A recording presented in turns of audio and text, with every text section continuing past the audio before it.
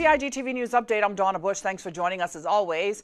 We reported on Wednesday the Cayman Islands government organized a third humanitarian relief flight for the British Overseas Territories devastated by Hurricanes Irma and Maria. The flight to the Turks and Caicos Islands landed during the early afternoon hours on Wednesday. Our camera crew was given a tour of Provo, one of the islands still accessible by airplane. On the flight, along with medical supplies and other civil servants, was Cabinet Secretary Mr. Samuel Rose.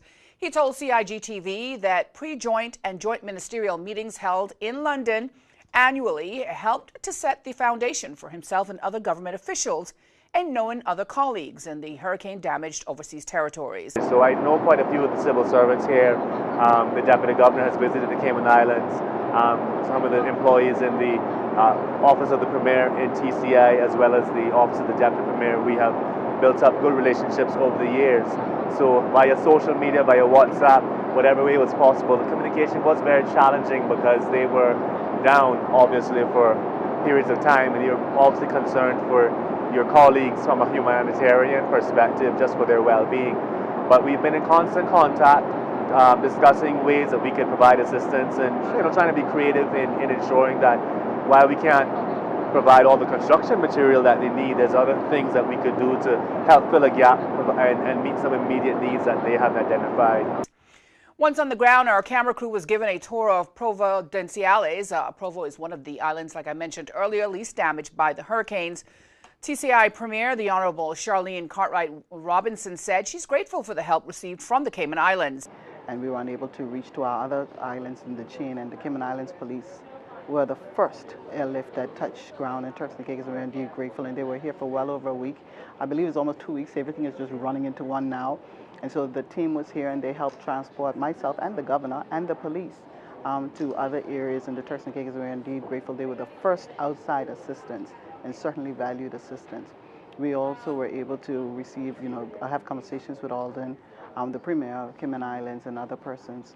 We've gotten relief that has come in today, of course, and offers still to assist us. But apart from that, our hospitals also suffered damage, and we've had patients that had to be flown to Health City, and nothing but great comments on their experience there. In fact, one life-saving operation, so for a close relative of mine, so it's very personal for me, and I think there's nothing short of sterling the support that we have gotten from Cayman Islands. A Radio Cayman technician also made the trip to Turks on Wednesday to assist with repairs and getting Radio TCI back on air. Cabinet Sec Rose says we will continue to provide as much assistance to the BTOs as we can. He also reflected on hurricanes which left the Cayman Islands in the same situation. Seeing it brings back a lot of memories of Ivan and Paloma. I happened to be on the very first plane that landed in Cayman Brac when Paloma passed. I was the then minister who landed there, and it just, it's very similar. Wind damage to roofs. You can see where the ocean came in across the roads. There's a lot of sand in the streets still. In many ways, Maria bearing down on Turks and Caicos actually forced them to accelerate their cleanup process. So they had to quickly pick up all the pieces from Irma because, any loose objects could have become missiles and projectiles during Maria.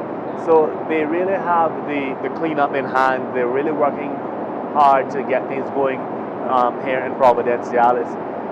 But of course there's a lot of damage, a lot of roof damage, infrastructure challenges, etc. And of course Providenciales did not take the brunt of the storm. We had to land in Provo because Grand Turks Airport couldn't accommodate a 737 from the fire safety perspective. The runway was long enough, but there wasn't enough fire truck coverage for this size plane. So Grand Turk is quite a different story. It is going to be quite some time for them to get power and stuff going down there. That's where the majority of the heaviest damage was, because they took a direct blow from Irma, and the closest point of approach to the Turks and Caicos for Maria was Grand Turk. So they got a double whammy in essence. And Mr. Rose thanked the Cayman Airways staff and all who have assisted so far with the relief efforts for Turks and Caicos, Anguilla and BVI. He said a team of environmental health officers may be going soon to help in that area, while efforts are being made to reopen some schools on the Turks and Caicos.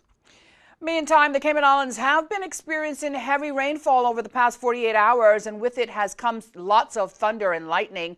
Around 1:30 Wednesday morning, a storeroom at Northward prison was struck by lightning, causing a fire that consumed the storage building. Fire crews worked until 4 in the morning before the blaze was under control. The store's building contained some dried goods, prisoner hygiene supplies, uniforms, and equipment.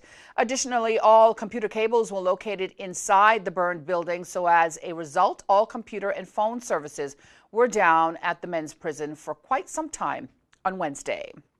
Well, staff from the Office of the Ombudsman observed Right to Know Day today. Visitors to the Government Administration Building, along with civil servants, were able to learn more about their right to know during a meet and greet event. Now, those who wore the Right to Know color blue were treated to free gift bags. Any Cayman Islands resident who would like to learn more about their right to know are encouraged to go online to infocom.ky. That's infocom.ky. Finally, if you missed today's news update, you can go to the Cayman Islands Government Facebook page as well as the CIG Television YouTube channel. I'm Donna Bush with your CIGTV News Update. Thanks for joining me as always. I'm wishing you a wonderful and, of course, a safe night. Bye-bye for now.